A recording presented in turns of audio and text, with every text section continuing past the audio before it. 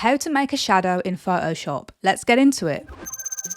With your project open, the first thing that you need to do is double click on the layer that you want to add the shadow to.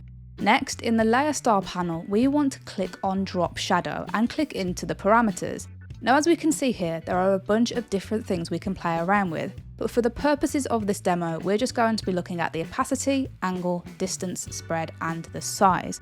So let's get started with the opacity. As we can see, we have a slider here. If we increase this, it makes our shadow more intense, and if we decrease it, you can hardly see it. For my example, I think I'm going to keep this at 50%. Now let's take a look at the angle. If we click our mouse around this little wheel here, we can see that it is moving the angle of the shadow. For my example, I'm going to keep that at 90% as I feel it provides a decent shadow there.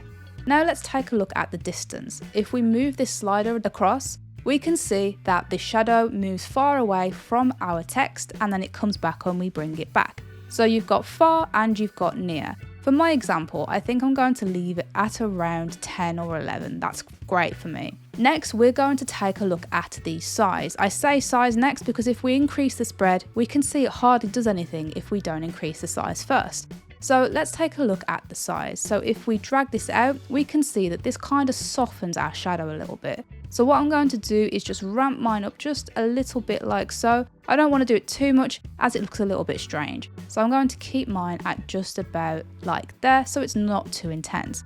Now we can come back to the spread and toggle this slider as well. And as you can see, it is making our shadow spread more. And I like to keep this value as low as possible so that I have a more delicate shadow around my object there. Now with these parameters configured, we can go ahead and click OK, and then you can save your image with its shadow.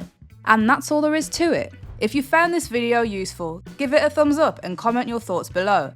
And for more Creative Fix tutorials, hit that subscribe button and I'll see you in the next one.